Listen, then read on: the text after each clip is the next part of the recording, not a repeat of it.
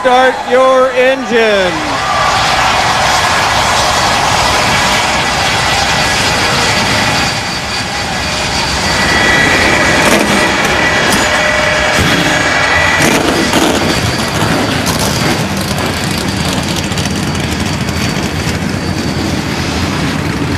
And after a nearly 2-hour delay, it looks like the Pontiac Excitement 400 will run under the lights here in Richmond, the first night race of the season. Well, race fans, the engines have been fired, and jet dryers still over in turn 2. Shortly, they will be exiting the track, and the cars will be out. We're going to make an attempt to also dry some of pit road, and then hopefully, if the rain stays away from us, we will be ready to go racing in the Pontiac Excitement 400.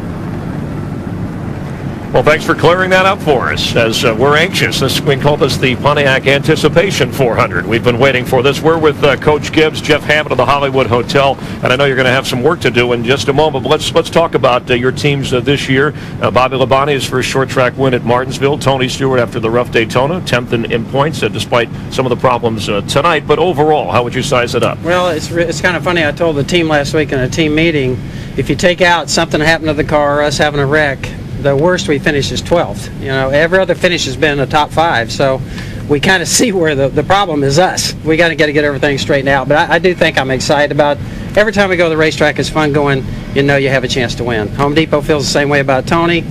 Interstate Batteries about Bobby. I mean, we go just excited every week, and we know if we give our drivers the right stuff, we got a chance to win. So I'm excited every week. I think we're going to make a run at it. I'm an optimist on this deal. Well, you've always been very successful about how you approached a lot of things, the championships you've won, not only in football but in racing also. And I think we need to note right now that we're getting ready to start this race, and the guys will go out. NASCAR is obviously going to give these guys probably 5 or 6 laps to kind of help drive the racetrack, get everything nice and warm, work the tires up. And I think that'll kind of work in y'all's advantage, give your engine a chance. I know you run them on dyno, but at the same time, it'd be nice to get everything good and warm and give these guys a chance to get ready to go. And we're going to be a little nervous tonight. You know, we had the motor problem with great qualifying for us. I said, man, it's finally up front. That's where we want to be, short track.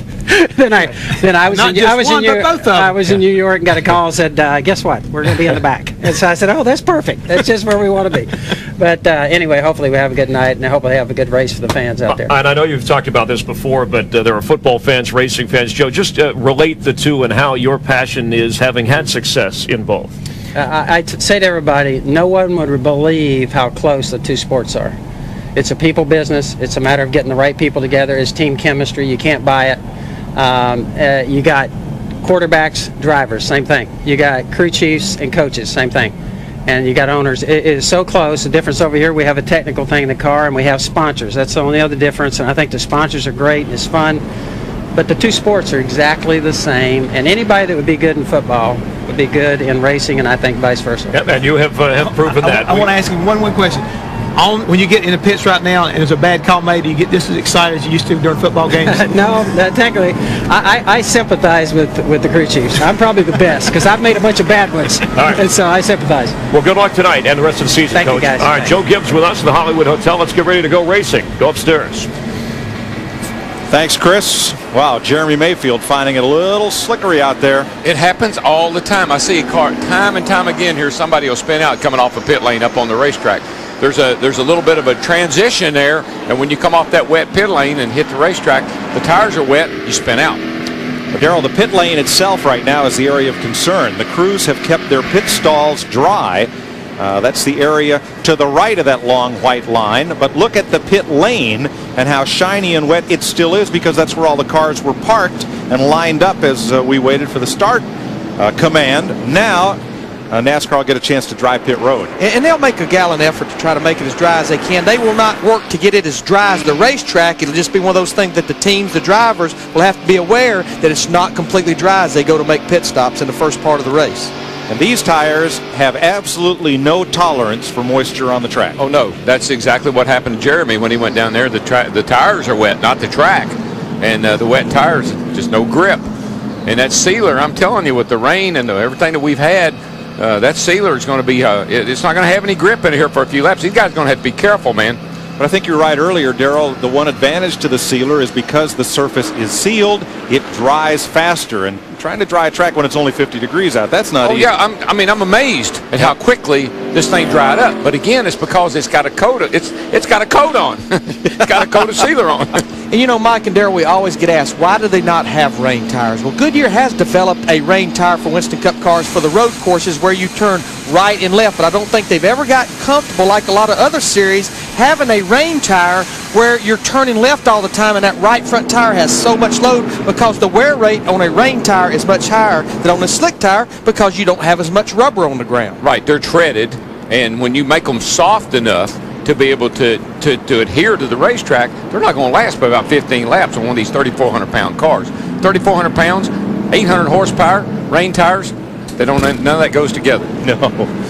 Well, about 2 hours ago, we had hoped to bring you the Castrol starting grid, so thanks for staying with us.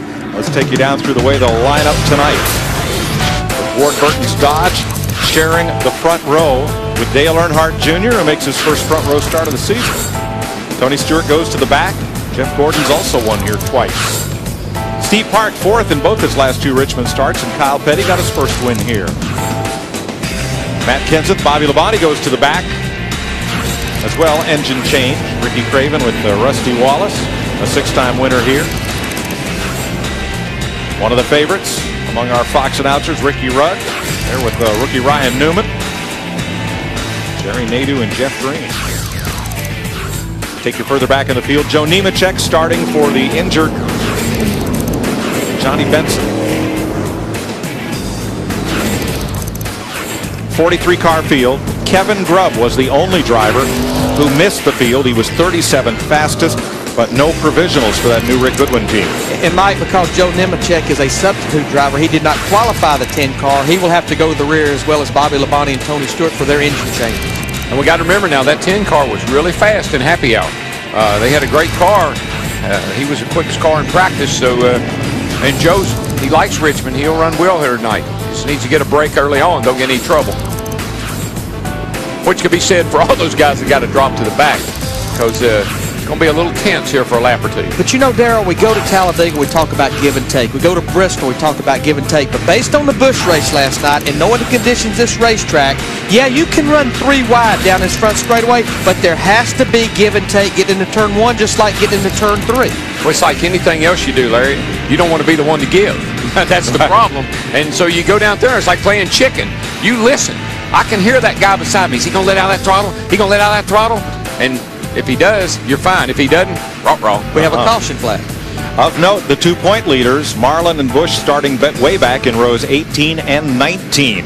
Let's go to Steve Burns.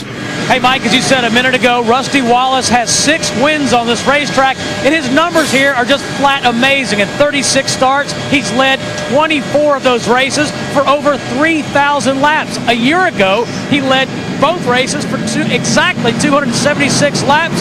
But you know what? He hasn't won here since 1997, and he said before the race, I don't care about all those laps led. I just want to win here tonight. Thanks, Steve. These laps are considered pace laps, and they are not counting. They have not put the field under a green-yellow condition as they occasionally do. And what Rusty was doing was he's heating up his tires. He's moving that steering wheel. That wiggles those tires just enough, get those low air pressures, get a little pressure built up there so he won't be all the way down on pressure when he takes off. Matt? Mike, in the first 5 of his 7 seasons at Robert Yates Racing, Dale Jarrett had never used a provisional to start a Winston Cup race, but in the past 2 years, he's had to use 5, including tonight, where he officially will start 39th. To make matters worse, DJ is on his backup car after crashing his primary in practice on Friday, but he couldn't pick a better racetrack to try to bounce back from some bad luck. 2 wins here and 9 top 10s. His average finish, 7th. To Dick Berggren. Well, we all got here about mid-morning, and this place was already teeming with race fans, even though the race wasn't set to start until 7 o'clock tonight. During the rain, the grandstand was virtually empty, and you kind of wonder, would folks stick around? Let me tell you what, this place is packed. I don't know where they all went and how they stayed dry, but these fans are here, they're ready for a race, and so are we. But Dick, there was such a traffic jam getting in here, they probably couldn't get out. All right, the back half of the field that has been released by the second pace car, and now Everybody's formed up, but the jet dryers are still hard at work along the pit road.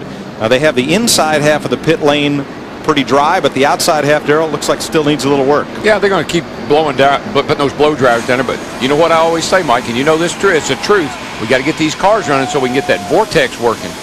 Get that hot air blowing up off these race cars, circling up into the sky. It'll open up the stars, and the moon will be shining right above us. I mean, if you're an old racer like I am, look at that. You can see it. This is all vortex over in here. You get that heat column of air working, and it keeps the rain away. Yeah, it works. All right, tonight's weather and race analysis is brought to you by Lotrum and Ultra. 43 cars, as we've said, will race 400 laps. And Larry, that pit window, you could do this on 3 pit stops with no cautions. Yes, you could. I mean, tires are pretty important here. Normally the fuel window is not an issue, but we've seen, Darrell, in the middle part of this race before where they finally settle down that we may see some long green runs. Well, right now what NASCAR's doing is they're talking to the drivers. The crew chiefs are talking to the drivers. Everybody's asking them what they think about the racetrack. I got to believe that the track is in pretty darn good shape. It's dry all the way around. The apron even looks pretty good. So I'd say we're going to go green here before long, guys. Just look at this weather here. Look at 49 degrees. You heard a lot of the drivers and teams that we interviewed, they tested up here in the 90s. That's 50-something degrees cooler. It's kind of like wasting a test, wasn't it? We've got 61-degree track temperature. The track temperature at 91 degrees was probably up in the 120s or 130s. After last night, do you really think there's going to be a long period with no cautions? If we don't have any give and take. Don't you go there, Mike. That's my job. Oh, that's my. I keep asking, why you keep doing that? We know we're going to have a caution. I love it though, Larry. I love it. I love the way you keep me in tow over here. One of these days, my fuel mileage strategy. I can't wait. I'm going to be so excited when it works out the way you want it to. In a couple of weeks, we'll be at a fuel mileage track. Yeah, Charlotte to 600. That's long greens. Pocono, Michigan. All right, the word from race control is in about 5 laps we should be ready. You know, one thing that's really helping this racetrack as well, you talk about your vortex. Another thing that's happening is the heat from these 43 race cars. That exhaust system about 3 inches off the ground, putting heat in this racetrack all the way around. Now, if you missed last night's Hardee's 250 for the Busch Series cars, 11 caution flags, a record for here, and a record number of cars failed to finish the race. And every retiree save one was due to contact with the wall or another car.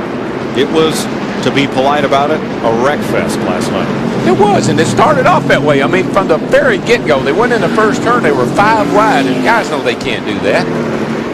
But again, you're fighting for track position. I mean, not so much first, second, or third, but just to get down in line because there is no outside groove. And if somebody nerfs you a little bit, you're out of here. And Darrell, we talked about turn 1 here being that sucker hole. Oh yeah, you can see this great big old wide. Look at this front straightaway here, folks.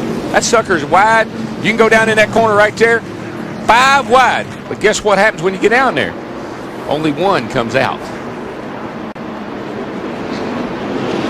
See, look how wide that is getting down. This is in the turn, actually. This track is very wide. It's 60 feet wide. So obviously you can get a lot of cars on that straightaway, but you just can't get them all through this corner. But as we saw last night, when the problem starts happening in the entrance of turn 1, the results ends up in the middle of turn 1 up against that outside wall. They have repainted that wall since last night. It must have taken several coats. I see, Mike, here we're coming down the front straightaway, and you can see, I mean, here's 2 cars wide now. Look how much room we got. So obviously a guy could get down in here as he heads off in this first turn. Can't make it. 3 laps we're going racing. I like it. You know, in every interview tonight, we've heard the word sealer. We've talked about the sealer, but I guess the question would be, why the